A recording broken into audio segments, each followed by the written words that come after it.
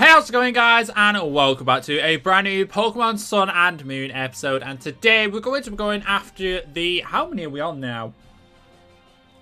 We're on the third to last Ultra Beast anyway. We're just over halfway, I think, which is really, really awesome. So we're here on Route 8, I believe. And we're right near Tapu Village, but this is the site of where we're going to be catching the next Ultra Beast, which is Celesteela. Oh, hello. Brandon, thank you once again for coming. I've been waiting for you, Brandon. Once again, we have already gathered intel on the UB we are targeting. Mr. Nano provided us with everything that we needed to know. But the UB has been sighted on the island. It's known as the codename Blaster. It is a fearsome beast that apparently possesses some fearsome energy that will burn anything. Is this one a fire type? And it will not a single sighting either.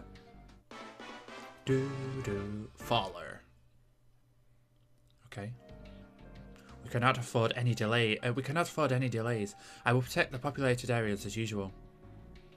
Brandon, will you go to the site? Mr. Looker, will you stand? Will you be standby? We'll ask you to handle backup. Nye, are you all right, Chief? Don't push yourself too far. I would agree. I would be happy to go into the field myself this time, and I'm fine. I can still handle this. If you watch my back after all, don't I? Ah, yes, my ma'am. All right then, I'll be off. Brennan, I wish you fortune in battle. And we're gonna get some more Pokeballs. Beast Balls. We are indeed. There's some more Beast Balls for us. We've got more than enough anyway. But let's go and see. Let us go and see. So, Celesteela we can find in Harina Desert or Melee. I can't read my own writing. Let me just check. There's two places. I didn't really want to do the desert. Because of obviously the constant tick damage, it will obviously be a pain. Celesteela, Malik Garden, or Hini Desert. Right, the desert is right here, so we could do the desert, but right here, this is Hyena Desert. So we could go here and do that, but I don't think I want to. Where is Melee Garden? It's up here, isn't it? I prefer to go for Melee Garden, I think. So you've got separate routes for each, or you can go to Melee Garden and it's there. That's the route for both of them. So let's go to Melee Garden. This is where the site I wanted to... Oh, we don't have to deal with the sandstorm animation as well then. Okay, yeah. So it is here. So the Celesteela. And we're not going to get lucky and get it first try, but we got Celesteela. Let's see.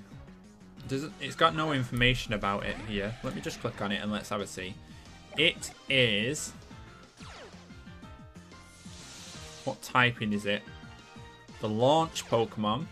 Flying Steel. I mean, the name Celesteela. Steel kind of gives it the steel typing. That's what I was going off.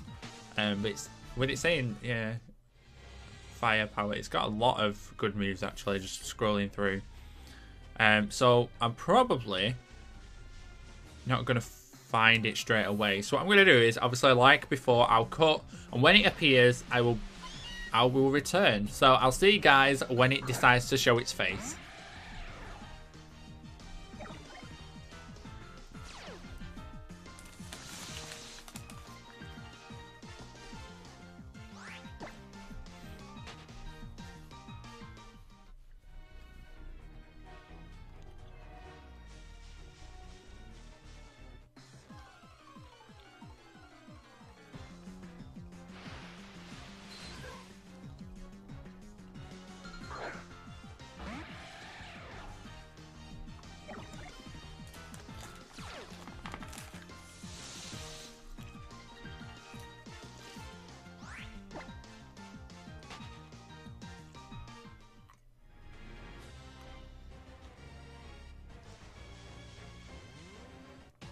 Here we go. So it didn't take that long, actually. It only took about a minute or two. But there we go. Celesteela. Wow. That thing is crazy. So, yeah. I had to look as well. Beast Boost actually increases the highest stat. So that's interesting to take into consideration. That thing is huge. Now, we know from last time we can just chuck a Beast Ball and we have a very high chance of actually catching it. So I'm going to just try it first of all. Let's have a see. Okay, it wouldn't be a very entertaining battle if I did catch it in one anyway. Iron Defense. You know what, just for the sake of getting it caught, let's Z-move. I could Nature's Madness, to be honest. I might try that next time on the second one. I'm going to try Nature's Madness because that does 50%, I do believe. So, it wouldn't be a bad idea to just try it. Guardian of Alola. Up it comes. Joins the head and crush it. So that does 75% damage. Atomize. Okay, so it's going to become nimble and speedy. And another one of these, it should be enough to catch it. They're not too difficult to catch. The Beast Ball actually increases the catch rate on these things. If I was to use any other type of Pokeball... Okay. If I was to use any other type of Pokeball, it probably won't catch as easily. Okay, just so we make sure we actually catch this real quick, let's send out Lilligant and paralyze this thing. It is a steel flying type, so I do need to be careful of any flying type moves that it wants to throw our way. Skull Bash. What an interesting moveset. How many stat boosts has it got? Oh, wow. +5 defense. And +4 speed. Wow. Let's go with a Stun Spore. This will slow it down. Okay, we're tanking that. Oh, okay, we're going to miss too. Let's go for another Stun Spore. It is going to Skull Bash again. Okay. It's raising that defense to the pinnacle.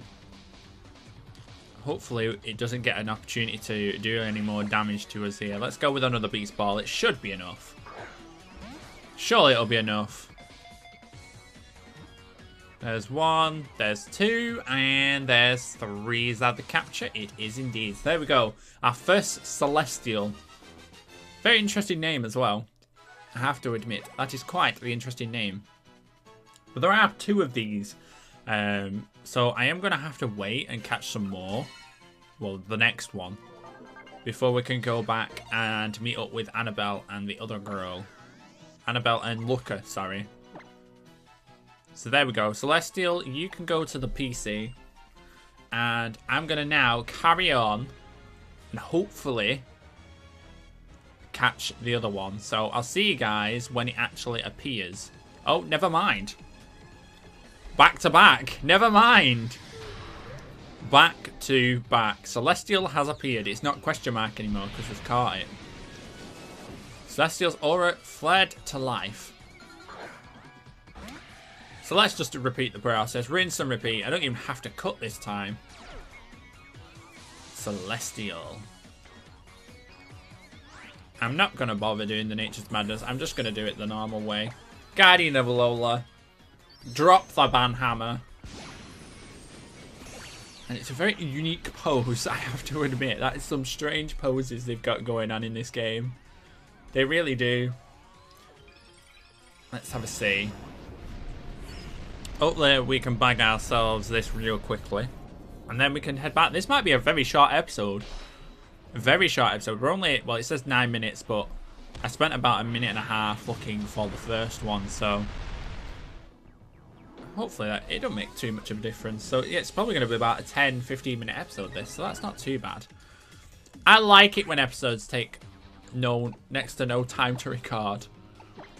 I like that, because we have only got 2 more Ultra Beasts left. Well, we've got 1 Ultra Beast and what's quote-unquote not an Ultra Beast left. Because we've got Guzzlord next. And then we've got the finale, which is Necrozma.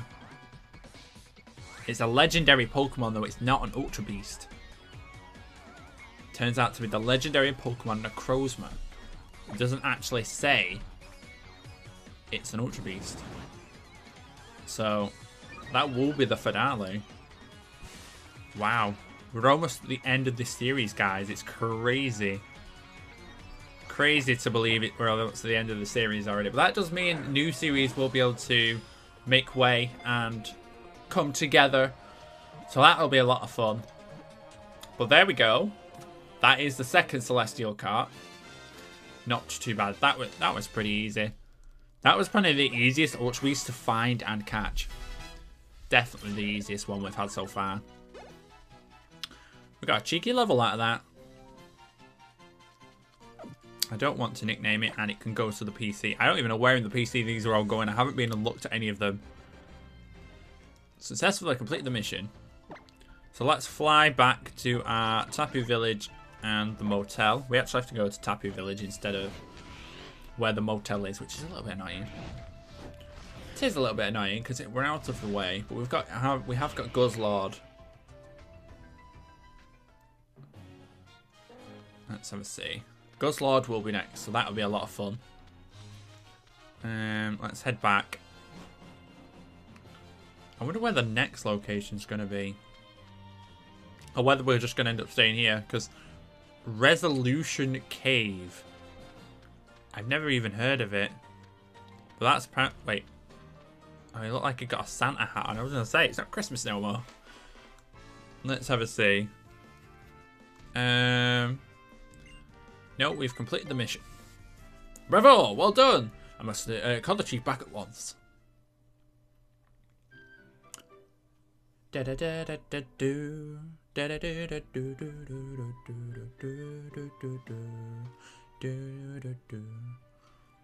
finished sending the data from the Ubi you protected to the HQ, and Miss Wiki as well. Thank you for your hard work.